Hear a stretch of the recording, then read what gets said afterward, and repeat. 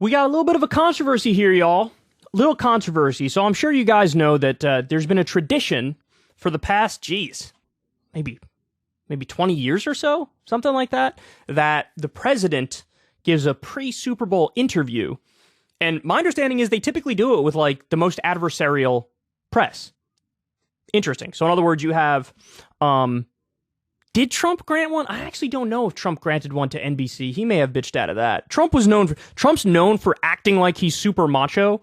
And then, like, when he gets challenged even 1%, he runs for the hills. That happened with, remember, Megyn Kelly with the Fox News debate.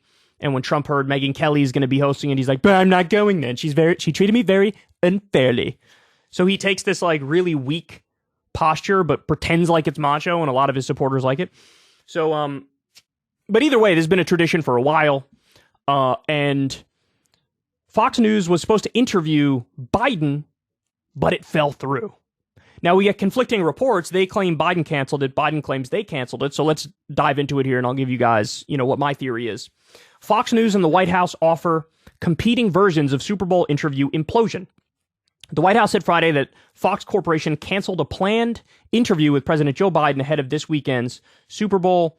The pregame interview, a tradition for presidents and the networks hosting the Super Bowl since the George W. Bush administration, was set to be held with digital news outlet Fox Soul, according to White House Press Secretary Karine Jean-Pierre. Okay, first of all, what the hell is Fox Soul? I've never once heard of it. I had no idea that Fox had, like, a streaming service specifically for black people. Did you?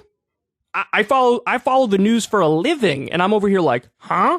Fox Soul? Now, understand, it wasn't just going to stream on Fox Soul, which roughly negative 17 people watch on a regular basis. It was going to be Fox Soul hosts, doing the interview, and then it would run on all Fox platforms. That was the idea. Okay. Fox Soul is a streaming service aimed at black audiences launched by Fox Corporation in 2020. It's been around for 2 years. Nobody's ever heard of it. Jesus Christ. Wild. The president was looking forward to an interview with Fox Soul to discuss the Super Bowl, the State of the Union, and critical issues impacting the everyday lives of black Americans. Jean-Pierre wrote on Twitter, "We've been informed that Fox Corporation has asked for the interview to be canceled." Fox, which is owned by Fox News parent Fox Corporation, is hosting this year's game. It's unclear why Fox would have agreed to an interview between Biden and Fox Soul, a streaming service with an audience a fraction of the size of Fox News, which typically handles Super Bowl interviews for Fox. As CNN reporter Oliver Darcy noted on Twitter, the White House could be using Fox Soul as an excuse to bail on the Fox News interview. That said, a White House official told Mediaite's Tommy Christopher that an interview was locked with Fox Soul hosts Mike Hill and Vivica Fox, but that Fox Corporation canceled it. Quote, the Biden team has been always clear. I think there's a typo there. It says has always clear that reaching diverse audiences in innovative ways is a cornerstone of the president's media strategy, the official said. They had locked in an interview with Mike Hill and Vivica Fox to air on Fox Soul Sunday. This interview could not have been shared across Fox platforms. This interview could have been shared across Fox platforms. That's what I was telling you guys before, but Fox Corporation has canceled it. Variety reported on Friday that Fox News had sought an interview with Biden, but that the president would not be conducting any pregame interview. A Fox News executive offered a competing version of the negotiations between the White House and the media company in comments to Variety. "We offered an interview with our top news anchors with no strings attached. They're walking away from a huge audience, and it's a major missed opportunity." Fox Corporation and Fox Soul did not respond to requests for comment. So, in other words, the Fox News executive is saying, we're still ready to do the interview, but we offered an interview with the company's top news anchors. Okay, well, hold on. Vivica Fox is not a top news anchor. The other dude is not a top news anchor. So who were the top news anchors that you offered? It has to be one of the big names at Fox, right? Has to be one of the big names. So here's what it looks like to me. Here's what it looks like happened to me. It looks like they did lock in an interview, on Fox Soul with these two randos, and Biden agreed to it because he thought it would be more of a softball interview because it's two black hosts and it's on Fox Soul. And then it looks to me like at the last minute, Fox decided, we're not going to give you a softball. We'll actually offer you some of the top names. So in other words, more hostile, more conservative voices. And then Biden said, well, I'm not doing that. Because they kind of did like a little bait and switch on him. and offered it with other people, then at the last minute switched it out. That's what it looks like happened to me. So they continue here and say, update, a Fox Corporation spokesperson told Mediaite that the interview is now on with Fox Soul hosting. And then update number 2, Politico reported that the interview now appears off. So they've gone back, forth, back, forth, back, forth, back, forth. So who's in the right, who's in the wrong in this situation? Okay. So it's actually kind of complicated, and I think they're both wrong. Because if the way I interpret it went down, if it actually did go down that way, and by the way, that is an open question. I'm not for sure that I'm right about it. It's my theory. I'm speculating, obviously.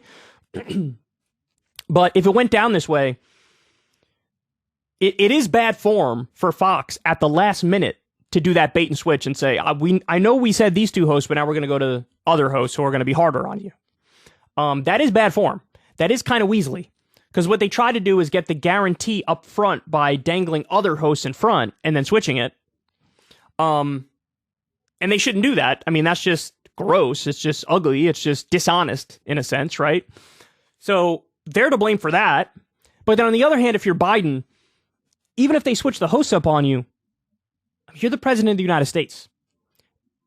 Barack Obama sat down with Bill O'Reilly for at least one of these interviews. He may have even done it multiple times. Suck it up and do the interview, right? Now, look, I get it. If you have somebody, I'm just pulling a name out of nowhere, Brian Kilmeade, let's say, who interviews Biden, is he going to ask you really dumb questions? Yes. Is he going to ask you unfair and loaded questions? Probably yes. Is he going to try to play gotcha with the president? Absolutely. But you're the president. Roll with it. Roll with it. You know, you're supposed to be a master talker. You don't become the president of the United States without having some ability to be charismatic and persuasive, even with Biden, even though he's half dead and a zombie. And you just got to sort of roll with it. So I think they're both wrong. I think it went down the way I'm describing. Again, I don't know for sure. It's my speculation. I think it went down the way I'm describing, which means Fox was acting gross and dishonest. But also, Biden was sort of being a little bitch. If you back out at the last minute and you're like, hey, man, I don't want to have a difficult interview. Well, look, somebody who's a real good communicator, who believes in what they're saying, they would actually view that as more of an opportunity. You know what I mean? Like Bernie Sanders during his presidential campaigns, he went on Fox News a number of times, and he did a phenomenal job.